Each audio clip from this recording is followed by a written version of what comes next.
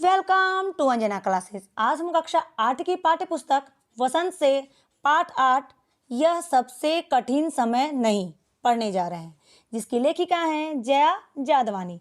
इस कविता के माध्यम से लेखिका हमें यह कहना चाहती हैं कि जब तक उम्मीद या आशा की एक भी किरण बाकी है तब तक यह सबसे कठिन समय नहीं हो सकता। और दूसरी बात, आपने तो सुना ही होगा, मन के हारे हार और मन के जीते जीत।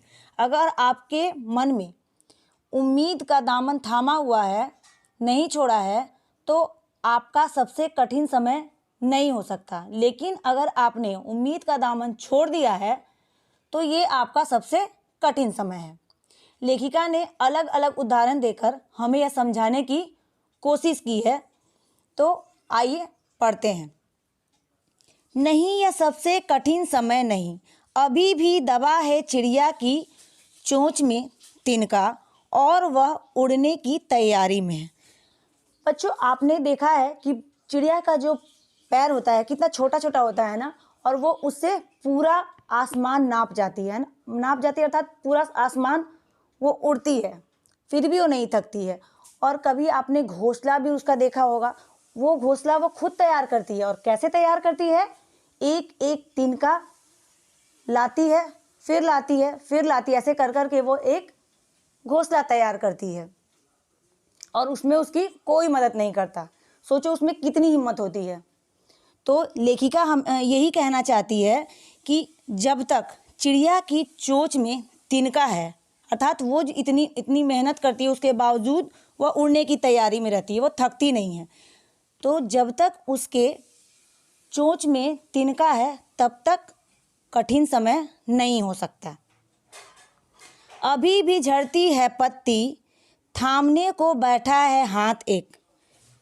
अभी भी भीड़ है स्टेशन पर, अभी भी एक रेलगाड़ी जाती है गंतव्य तक। पत्तियां पेड़ से कैसे गिरने लगती है? सूखती है तो टूट के गिरने लगती है। यहाँ लेखिका ने पत्ते के माध्यम से ये बताने की कोशिश की है कि लाचार, गरीब, जिनको किसी के सहारे की ज़रूरत है, उनको थामने के लिए आज भी एक हाथ आगे आता है, उन्हें थामने के लिए, उनकी मदद करने के लिए। तो लेखिका ये पत्ते के माध्यम से ये बताना चाह रही हैं कि जब तक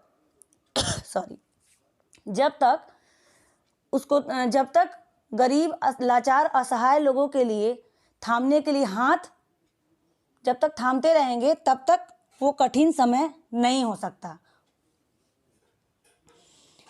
स्टेशन पर अभी भी एक रेलगाड़ी ले जाती है गंतव्य तक। गंतव्य अर्थात आपके पहुंचने का स्थान, आपकी जो मंजिल है, वहां तक आज भी रेलगाड़ी आपको वहां तक पहुंचाती है। आज भी रेलगाड़ी पे उतनी ही भीड़ होती है, क्योंकि वो भीड़ जानती है कि ये रेलगाड़ी जो है हमें हमारी मंजिल तक पहुंचाएगी। तो लेखिका ये कहना चाह रही हैं कि जब तक इतनी भीड़ रहेगी और जब तक रेलगाड़ी हमको हमारे गंतव्य स्थान अर्थात हमारे पहुंचने के स्थान तक, हमारे मंजिल तक पहुंचाते रहेगी, तब तक यह कठिन समय नहीं हो सकता।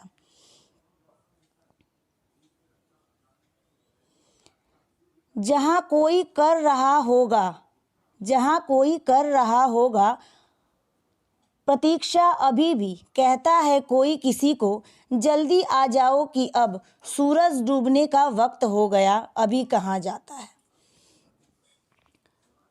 इस पंक्ति के माध्यम से लेखिका कहना चाह रही हैं कि आज भी हमारा ध्यान रखने वाले, हमारा केयर करने वाले और हमारी प्रतीक्षा करने वाले आज भी लोग हैं जो हमारा ध्यान रखते हैं, हमारा इंतज़ार करते हैं हमारे घर पहुंचने का, और ये बोलते हैं कि भाई सूरज डूबने से पहले घर आ जाना, ताकि उसके बाद क्या होता है, अंधेरा हो जाता है, तो समय पे घर आ जाना।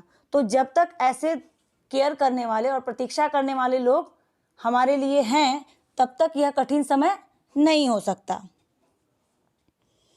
उस कथा का आखिरी हिस्सा जो बूढ़ी नानी सुना रही सदियों से दुनिया के तमाम बच्चों को, अभी आती है एक बस अंतरिक्ष के पार की दुनिया से, लाएगी बचे हुए लोगों की खबर, नहीं यह सबसे कठिन समय नहीं। बच्चों, बचपन से हमें हमारी दादी नानी कहानियाँ सुनाते आ रही हैं। आपने भी अपनी दादी नानी से कहानियाँ सुनी हैं, हमने भी सुनी है, आपकी माँ ने भी सुनी होगी, शायद उनकी माँ ने भी सुनी होगी। ऐसी पीढ़ी दर पीढ़ी कहानियाँ चलते आ रही है और हमने उस कहानियों को सच्चाई के रूप में ग्रहण किया है कि हाँ ठीक है, ऐसा होता होगा। परियों की कहानियाँ जो हम सुना करते थे बचपन में, तो सोचते थे नहीं इसमें सच्चाई, हाँ जो दादी हमें बता रही है ऐसा होता था। तो यहाँ लेखिका यही कहना चाह रही हैं कि बूढ़ी दादी नानी जो कहानियाँ सुनाती थी उसी तरह की कहानी है जो कि अंतरिक्ष से एक बस में सवार लोग आएंगे और वहाँ से लोगों की खबर लेके आएंगे कि हाँ आज भी वहाँ लोग बचे हुए हैं। तो क्या समझा आपने? जब तक चिड़िया के चोंच में तिनका होगा तब तक ये कठिन समय नहीं। जब तक असहाय लोगों को थामने के लिए लोगों के हाथ खड़े होंगे तब तक ये कठिन समय नहीं है। जब तक हमारी मंजिल तक पहुंचाने वाली रेलगाड़ियां हमें तो पहुंचाते रहेंगी तब तक ये कठिन समय नहीं है। जब तक बूढ़ी दादी नानी कहानियां सुनाते रहेंगी, उनकी कहानियों में संजीत अर्थात सच्चाई हमें समझ में आती रहेगी, उम्मीद हमें बांधने के लिए, जब तक उनकी कहानियों में सच्चाई होती रहेगी तब तक वो कठिन समय नहीं हो सकता। जब तक हमें ध्यान देने वाले, हमारे केयर करने वाले, हमारी प्रतीक्षा करने वाले लोग जीवित हैं, लोग हैं, तब तक वो सबसे कठिन समय नहीं। तो आपको ये वीडियो कैसा लगा कमेंट करके बताइएगा। अगर आपको लगता है कि ये किसी के लिए हेल्पफुल हो सकता है तो आप इसको शेयर भी कर सकते हैं। और प्लीज़ अगर आपको वीडियो अच्छा लगता है लाइक कीजिए, सब्सक्राइब कीजिए। Thank you. तो फिर मिलते हैं एक नए वीडियो के साथ।